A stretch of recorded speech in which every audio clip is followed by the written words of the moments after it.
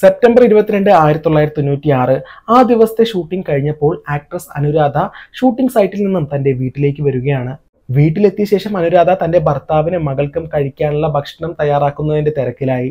പാചകം ചെയ്തുകൊണ്ടിരിക്കുന്ന ആ ഒരു സമയത്ത്, അതായത് രാത്രി ഒരു 9 മണി ആയിട്ടുണ്ടാവും, അനുരാധയുടെ വീട്ടിലെ ലാൻഡ് ലൈനിലേക്ക് ഒരു കോൾ വരികയാണ്. ഫോണിൽ വിളിച്ചത് മറ്റാരുമല്ല, സിൽക്ക് സ്മിതയാണ്. അനുരാധ ആ ഒരു ഫോൺ കോൾ എടുത്ത പാടെ സിൽക്ക് സ്മിത പറഞ്ഞത് എന്റെ വീട്ടിലേക്കൊന്ന് വരാൻ പറ്റുമോ എന്നാണ്. സിൽക്ക് സ്മിതയുടെ ആ ഒരു ചോദ്യത്തിന് അനുരാധ കൊടുത്ത മറുപടി, ഞാൻ ഇപ്പൊ വീട്ടിലേക്ക് എത്തിയതേ ഉള്ളൂ, ഭർത്താവിനും മകൾക്കും ഭക്ഷണം വെച്ച് കൊടുക്കണം, നാളെ രാവിലെ 10 മണിയാകുമ്പോൾ ഞാൻ നിന്റെ വീട്ടിൽ വന്നിട്ട് നിന്നെ കണ്ടോളാം എന്ന് സിൽക്ക് സ്മിതയോട് മറുപടിയായി പറഞ്ഞു. അതിനുശേഷം ആ ഒരു ഫോൺ കോൾ കട്ട് ചെയ്യുകയും ചെയ്തു. തൊട്ടടുത്ത ദിവസം രാവിലെ അനുരാധ അവരുടെ മക്കളെ സ്കൂളിലേക്ക് അയക്കാനുള്ള തിരക്കിലായിരുന്നു. വീടിന്റെ ഗേറ്റിന് മുന്നിലേക്ക് സ്കൂൾ വണ്ടി വന്ന് നിന്നു. മക്കളെ വണ്ടിയിൽ കയറ്റിയ ശേഷം തിരികെ വീട്ടിനുള്ളിലേക്ക് കയറാനായിട്ട് ശ്രമിക്കുമ്പോൾ അനുരാധ ഹാളിലുള്ള ആ ടിവിയിലെ ന്യൂസ് ശ്രദ്ധിച്ചു. സിനിമാ നടി സിൽക്ക് സ്മിത ജീവിതം അവസാനിപ്പിച്ചു എന്നാണ് ആ ന്യൂസിൽ ഉണ്ടായിരുന്നത്. ആ ഒരു വാർത്ത കണ്ടപ്പോൾ അനുരാധയുടെ മനസ്സ് വല്ലാതൊന്ന് പെടഞ്ഞു. കാരണം അത്രയും നല്ല 2 സുഹൃത്തുക്കളായിരുന്നു അവർ. ഒരു പക്ഷേ അനുരാധ അന്ന് രാത്രി സിൽക്ക് സ്മിതയെ കാണാനായിട്ട് പോയിട്ടുണ്ടായിരുന്നുവെങ്കിൽ സിൽക്ക് സ്മിതയ്ക്ക് ഈ ഒരു ഗതി വരുമായിരുന്നില്ലല്ലോ എന്ന് ആലോചിച്ച് വല്ലാത്തൊരു കുറ്റബോധത്തോടെയാണ് അനുരാധ സിൽക്ക് സ്മിതയുടെ ശരീരം കാണാനായിട്ട് പോയത്. കുറഞ്ഞ കാലഘട്ടത്തിൽ 400ഓളം സിനിമകളിൽ അഭിനയിച്ച സിൽക്ക് സ്മിത ഒരു സമയത്ത് സിനിമകളിലെ നായകന്മാരെക്കാൾ കൂടുതൽ പേയ്മെന്റ് ഉണ്ടായിരുന്നു സിൽക്ക് സ്മിതയ്ക്ക്. സമ്പന്നതയുടെയും അതുപോലെ തന്നെ പ്രശംസയുടെയും കൊടുമുടിയിൽ നിന്ന് അവർ അനാഥയെ പോലെ ആ വീട്ടിൽ മരിച്ചു കിടക്കുന്നു. ആ സമയത്തെ ന്യൂസ് ചാനലുകളും അതുപോലെ തന്നെ പത്ര റിപ്പോർട്ടുകളും എല്ലാം തന്നെ പറയുന്നത് ഒരിക്കലും അതൊരു സ്വയം ജീവൻ അവസാനിപ്പിക്കലല്ല, അതൊരു കൊലപാതകം തന്നെയാണെന്നാണ് വലിയ രീതിയിലുള്ള വാർത്തകളെല്ലാം തന്നെ വന്നിട്ടുണ്ടായിരുന്നത്. അപ്പോൾ ഒരു സാധാരണ പാവപ്പെട്ട കുടുംബത്തിൽ ജനിച്ച സിൽക്ക് സ്മിത 5 ഭാഷകളിലായിട്ട് 400-ലധികം സിനിമകളിൽ അഭിനയിച്ചിട്ട് വളരെയധികം പ്രശസ്തി പിടിച്ചു പറ്റിയിട്ടുണ്ടായിരുന്നു. അപ്പോഴേക്കും സിൽക്ക് സ്മിതയുടെ മരണവുമായി ബന്ധപ്പെട്ടിട്ടുള്ള ചില കാര്യങ്ങളാണ് നമ്മൾ ഈ വീഡിയോയിലൂടെ നോക്കാനായി പോകുന്നത്. വെൽക്കം ടു വിഷ്ണു ലോകം.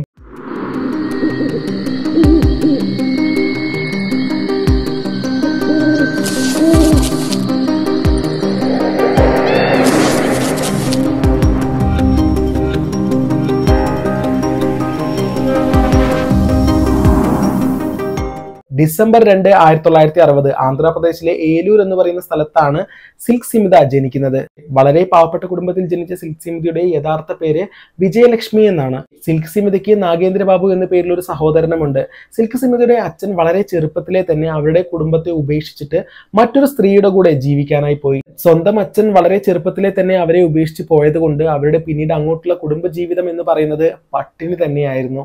ഇതെല്ലാം കൊണ്ട് തന്നെ 4ാം ക്ലാസ് വരെ മാത്രമേ സിൽക്ക് സ്മിതയ്ക്ക് പഠിക്കാനായി കഴിഞ്ഞുള്ളൂ. ഭക്ഷണത്തിനായിട്ട് വയലിൽ ജോലിക്ക് പോകുക, അതല്ലെങ്കിൽ മറ്റുള്ളവരുടെ വീട്ടിൽ പാത്രം കഴുകാനോ അതുപോലുള്ള പണിക്കെല്ലാം തന്നെ പോവുക, ഇതാണ് സിൽക്ക് സ്മിത പിന്നീട് ചെയ്തുകൊണ്ടിരുന്നത്. സിൽക്ക് സ്മിതയുടെ ബാല്യകാലം എന്ന് പറയുന്നത് കഷ്ടപ്പാടും ദുരിതവും തന്നെയായിരുന്നു. സ്മിതയുടെ കണ്ണുകൾ വളരെയധികം അട്രാക്ഷൻ ഉള്ളതായിരുന്നു. അതായത് ആ ഒരു കാലഘട്ടത്ത് ആ ഗ്രാമത്തിലെ യുവാക്കൾ എല്ലാവരും സ്മിതയുടെ പുറകിൽ തന്നെയായിരുന്നു. ഇങ്ങനെയൊക്കെയാണെങ്കിലും ദാരിദ്ര്യം വളരെയധികം അവരെ വേട്ടയാടി. സ്മിതയുടെ അമ്മ അങ്ങനെ വളരെ ചെറുപ്രായത്തിൽ തന്നെ സ്മിതയെ വിവാഹം കഴിച്ചു കൊടുക്കുകയാണ്. സ്മിതയെക്കാളും ഒരുപാട് പ്രായം കൂടിയ ഒരാൾക്കാണ് വിവാഹം കഴിച്ചു കൊടുക്കുന്നത്. വളരെ ചെറിയ പ്രായത്തിൽ വിവാഹം കഴിഞ്ഞ് പോയത് കൊണ്ട് തന്നെ ഇത്തരത്തിൽ ഭർത്താവിന്റെ ഒരുപാട് ഉപദ്രവം, അതുപോലെ തന്നെ ഭർത്താവിന്റെ വീട്ടുകാരുടെ ഉപദ്രവം, ഇതൊന്നും സഹിക്കാൻ കഴിയാതെ സിൽക്ക് വീണ്ടും തന്റെ അമ്മയുടെ അടുത്തേക്ക് വന്നിട്ട് അമ്മയുടെ കൂടെ തന്നെ ജീവിക്കാനായി തുടങ്ങുന്നു. ചെറിയ പ്രായം മുതലേ സ്മിതയ്ക്ക് സിനിമയിൽ അഭിനയിക്കാനായിട്ട് താല്പര്യമായിരുന്നു. അതും ഏതെങ്കിലും രീതിയിൽ അഭിനയിക്കണമെന്നല്ല, വളരെ നല്ല രീതിയിൽ നല്ല കഥാപാത്രങ്ങൾ ചെയ്യണമെന്നായിരുന്നു ആഗ്രഹം. അങ്ങനെ ഇരിക്കുമ്പോഴാണ് അതേ ഗ്രാമത്തിൽ തന്നെ താമസിക്കുന്ന അന്നപൂർണി എന്ന പേരിൽ ഒരു സുഹൃത്തിനെ സ്മിത കാണുകയും ഈ ഒരു ആഗ്രഹം, സിനിമയിൽ അഭിനയിക്കണമെന്ന ഈ ഒരു ആഗ്രഹം അവരോട് പറയുകയും ചെയ്യുന്നു.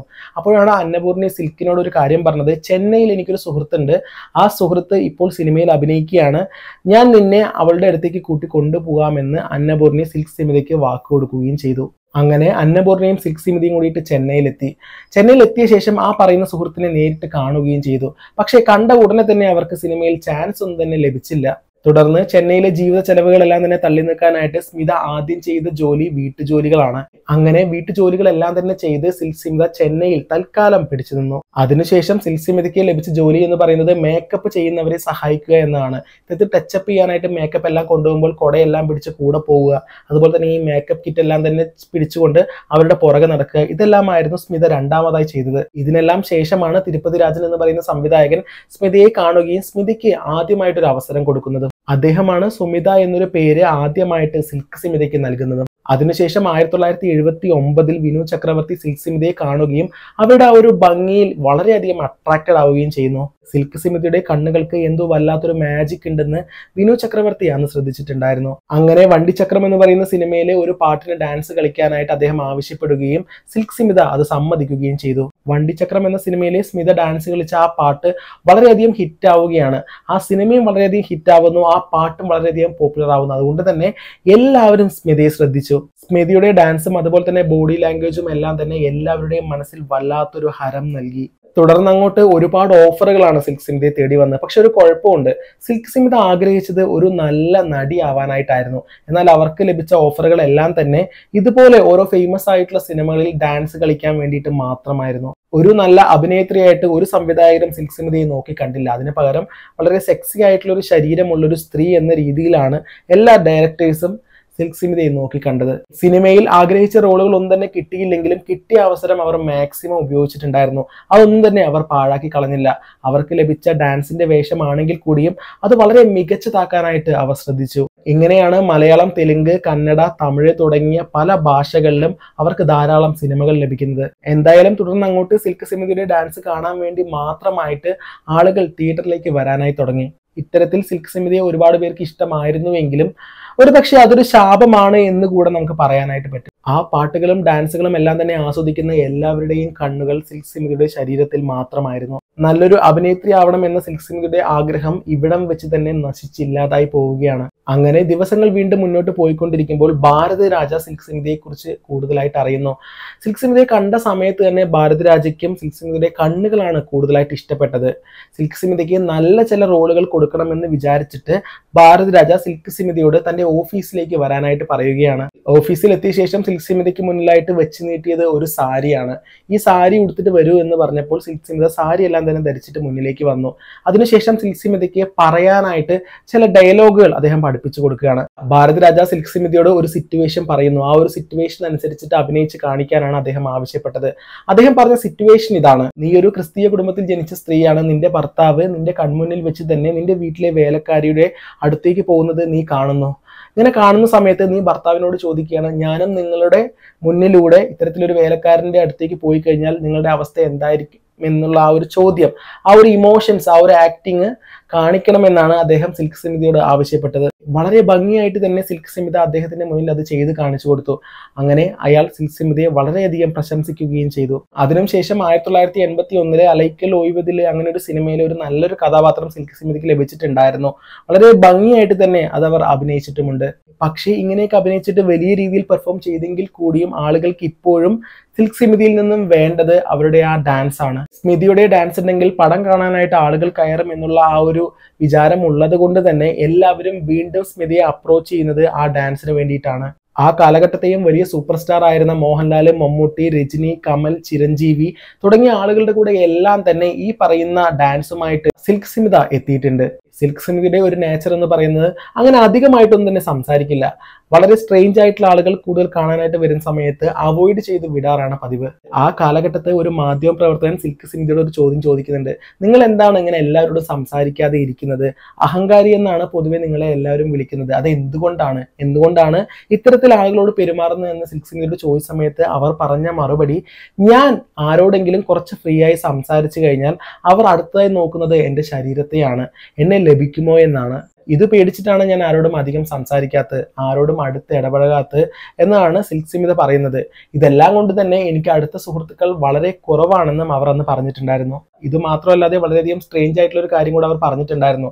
ഒരു ഷൂട്ടിംഗ് സെറ്റിൽ വെച്ചിട്ട് ഇത്തരത്തിൽ യൂറിൻ പോകാനുള്ള സ്ഥലം പോലും ആ ഒരു ഷൂട്ടിംഗ് സെറ്റിൽ ഉണ്ടായിരുന്നില്ല. അതുകൊണ്ട് തന്നെ ഒരു മരത്തിന്റെ സൈഡിലായിട്ടാണ് ഇവർ യൂറിൻ പോകാനായിട്ടിരുന്നത്.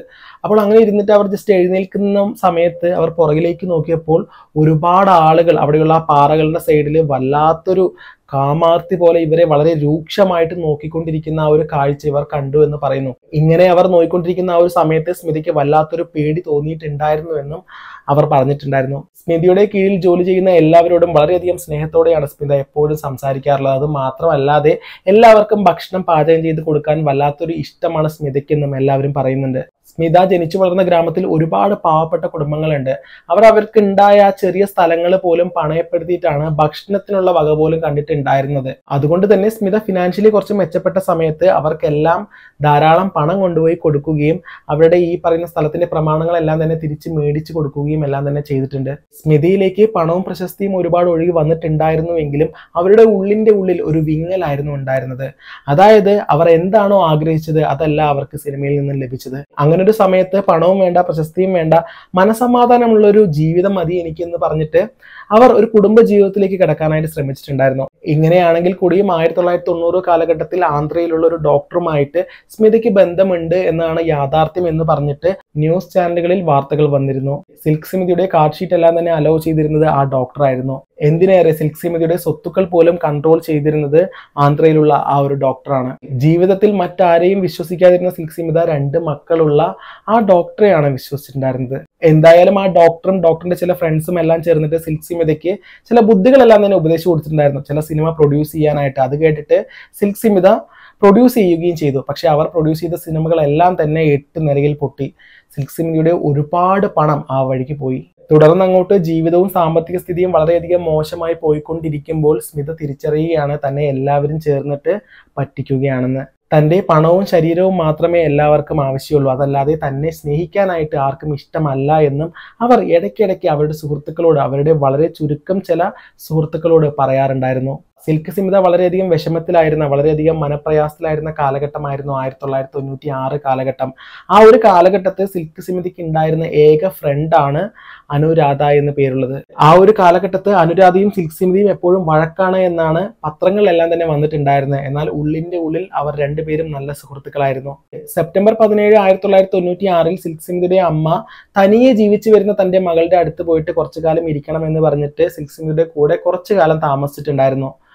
3-4 ദിവസം കണ്ട് താമസിച്ചിട്ട് അതിനുശേഷം അവർ അവരുടെ വീട്ടിലേക്ക് തന്നെ തിരികെ പോവുകയും ചെയ്തു. സിൽക്ക് സ്മിതയുടെ അമ്മ വീട്ടിൽ നിന്നും പോയിട്ട് ഏകദേശം 3 ദിവസത്തിന് ശേഷം, അതായത് സെപ്റ്റംബർ 22-ാം തീയതിയാണ് സിൽക്ക് സ്മിത അനുരാധയെ ഫോണിൽ ആ രാത്രി വിളിക്കുന്നത്.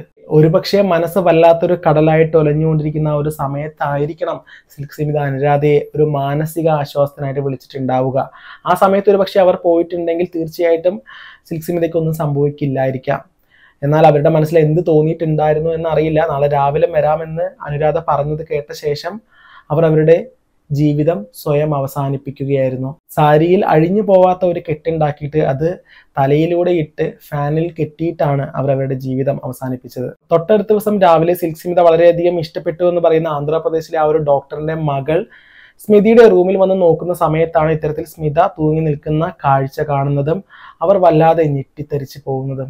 അങ്ങനെ മകൾ വഴി സ്മിതയുടെ മരണം അറിഞ്ഞ ആ ഒരു ഡോക്ടറാണ് പോലീസ് സ്റ്റേഷനിൽ ഈ ഒരു വിവരം അറിയിക്കുന്നത്. 17 വർഷത്തെ സിനിമാ ജീവിതം അവർക്ക് വലിയ പ്രശസ്തിയും അതുപോലെ തന്നെ ധാരാളം പണവും നേടിക്കൊടുത്തിട്ടുണ്ടായിരുന്നു. ഇങ്ങനെയൊക്കെ ആണെങ്കിലും മരിക്കുന്ന സമയത്ത് അവർക്ക് ഒരുപാട് കടബാധ്യതകളും ഉണ്ടായിരുന്നു. സിൽക്ക് സ്മിതയുടെ ശരീരം പോസ്റ്റ്മോർട്ടം ചെയ്യാനായിട്ട് അയച്ച ശേഷമാണ് സിൽക്ക് സ്മിതയുടെ അമ്മയും അതുപോലെ തന്നെ സഹോദരനും അവിടേക്ക് എത്തിച്ചേരുന്നത്. മരിച്ചു കിടക്കുന്ന സ്മിതയെ കണ്ട സമയത്ത് സ്മിതയുടെ അമ്മ വല്ലാതെ നിലവിളിക്കാനായി തുടങ്ങി. 3 ദിവസം മുമ്പല്ലേ ഞാൻ നിന്നെ വന്ന് കണ്ടിട്ട് പോയത്, ഇപ്പോൾ എന്താണ് നിനക്ക് ഇങ്ങനെ തോന്നാൻ എന്നൊക്കെ പറഞ്ഞിട്ട് വല്ലാതെ നിലവിളിച്ച് കരയുന്നുണ്ടായിരുന്നു. അവരായിരുന്നു പറഞ്ഞിട്ടുണ്ടായിരുന്നു, ജീവിതം അവസാനിപ്പിക്കലല്ല, ഇതൊരു കൊലപാതകമാണ്, ഇതിനെക്കുറിച്ച് കൂടുതലായിട്ട് അന്വേഷിക്കണം എന്ന് പറഞ്ഞിട്ട് ആ അമ്മയും ആ സഹോദരനും പോലീസ് സ്റ്റേഷനിൽ കംപ്ലൈന്റും കാര്യങ്ങളൊക്കെ ആയിട്ട് മുന്നോട്ട് പോയിട്ടുണ്ടായിരുന്നു. പോലീസുകാർ സ്മിതയുടെ ശരീരം പരിശോധിച്ചിട്ടുണ്ടായിരുന്നു എങ്കിലും അതിൽ അസ്വാഭാവികമായിട്ടൊന്നും തന്നെ ഉണ്ടായിരുന്നില്ല. അത് മാത്രമല്ലാതെ പോസ്റ്റ്മോർട്ടത്തിന് ശേഷം റിപ്പോർട്ട് വന്ന സമയത്ത് അതിലും പ്രത്യേകിച്ച് യാതൊരു കുഴപ്പവും ഉണ്ടായിരുന്നില്ല. അതുകൊണ്ട് തന്നെ പോലീസുകാർ പ്രത്യേകിച്ച് മറ്റൊന്നും ആലോചിക്കാതെ ആ ഒരു കേസ് അവിടെ ക്ലോസ് ചെയ്തു. സിൽക്ക് സ്മിത സ്വയം ജീവിതം അവസാനിപ്പിച്ചതാണെങ്കിൽ കൂടിയും സിൽക്ക് സ്മിതയുടെ കൂടെ വർക്ക് ചെയ്തവരും അതുപോലെ തന്നെ സിൽക്ക് സ്മിതയുടെ സ്റ്റാഫുകള്, ഫ്രണ്ട്സ് എല്ലാവരും തന്നെ ഇപ്പോഴും വിശ്വസിക്കുന്നത് സിൽക്ക് സ്മിതയെ ആരോ കൊലപ്പെടുത്തിയതാണ് എന്നാണ്. സിൽക്ക് സ്മിതയ്ക്ക് എഴുതാനും വായിക്കാനും അറിയില്ലായിരുന്നു. അതുകൊണ്ട് തന്നെ സിൽക്ക് സ്മിതയ്ക്ക് ഒരുപാട് സ്വത്ത് വകകൾ ഉണ്ടായിരുന്നു. പക്ഷെ ആ സ്വത്ത് വകകളെല്ലാം തന്നെ ഒരുപാട് ആളുകൾ സ്മിതയുടെ കൂടെ കൂടിയിട്ട് അതെല്ലാം തന്നെ സ്വന്തമാക്കിയിട്ടുണ്ടായിരുന്നു പറ്റിച്ചിട്ട്. സ്മിതയുടെ സ്വർണ്ണാഭരണങ്ങൾ മാത്രമാണ് അമ്മയ്ക്കും അതുപോലെ തന്നെ സഹോദരനും ലഭിച്ചത്. അതല്ലാതെ സ്മിതയുടെ പ്രോപ്പർട്ടിയുടെ ഡോക്യുമെന്റ്, സ്മിതയ്ക്ക് ഉണ്ടായിരുന്ന മറ്റു സ്വത്തുക്കൾ, വീടുകൾ ഇങ്ങനെ പറയുന്ന ഡോക്യുമെന്റ്സ് ഒന്നും തന്നെ അവരുടെ വീട്ടുകാർക്ക് ലഭിച്ചിട്ടുണ്ടായിരുന്നില്ല. സ്മിത മരിച്ചിട്ട് ഏകദേശം 2 മാസങ്ങൾ കഴിഞ്ഞപ്പോൾ സ്മിതയുടെ കൂടെ വർക്ക് ചെയ്തിട്ടുണ്ടായിരുന്ന ഒരു വ്യക്തിയും തന്റെ ജീവിതം സ്വയം അവസാനിപ്പിച്ചിട്ടുണ്ടായിരുന്നു. ഇതെല്ലാം കൂടെ നോക്കുന്ന സമയത്ത് സിൽക്ക് സ്മിതയുടെ ലൈഫിൽ മറ്റെന്തോ തെറ്റായി സംഭവിച്ചിട്ടുണ്ടെന്ന് വീണ്ടും റൂമറുകൾ വരാനായി തുടങ്ങി. പക്ഷെ പോലീസ് അപ്പോഴും ആത്മഹത്യ എന്ന് പറഞ്ഞിട്ട് ആ ഒരു കേസിനെ ക്ലോസ് ചെയ്യുക തന്നെയാണ്. പിന്നെ അത് റീ ഓപ്പൺ കാര്യങ്ങളൊന്നും തന്നെ ഉണ്ടായിരുന്നില്ല. സ്മിത മരിക്കുന്ന സമയത്ത് സ്മിതയ്ക്ക് വെറും 35 വയസ്സ് മാത്രമാണ് പ്രായം. വളരെയധികം പാവപ്പെട്ട ഒരു കുടുംബത്തിൽ ജനിച്ചിട്ട് നല്ല അഭിനേത്രി ആവണമെന്ന് ആഗ്രഹിച്ചിട്ട് സിനിമാ ഫീൽഡിലേക്ക് എത്തിപ്പെട്ടു. എന്നാൽ സിനിമയിലുള്ള ആളുകളും എല്ലാവരും കൂടിയിട്ട് അവർക്ക് മറ്റൊരു പട്ടമാണ് ചാർത്തി കൊടുത്തത്. വളരെയധികം സെക്സി ആയിട്ട് നൃത്തം കളിക്കുന്ന യുവതി എന്ന പട്ടം. ആ ഒരു പട്ടം അവർക്ക് ഒരുപാട് ധനം നേടിക്കൊടുത്തു എങ്കിലും മനസമാധാനം കൊടുത്തിട്ടുണ്ടായിരുന്നില്ല, നല്ലൊരു ജീവിതവും കൊടുത്തിട്ടുണ്ടായിരുന്നില്ല. അവസാനം മരണം മാത്രമാണ് കൊടുത്തത്. സിൽക്ക് സ്മിതയുടെ ജീവിതത്തെക്കുറിച്ച് നിങ്ങൾക്ക് എന്താണ് തോന്നുന്നത്? കമന്റ് ആയിട്ട് അറിയിക്കുക. മറ്റൊരു വീണ്ടും കാണാം. ബൈ.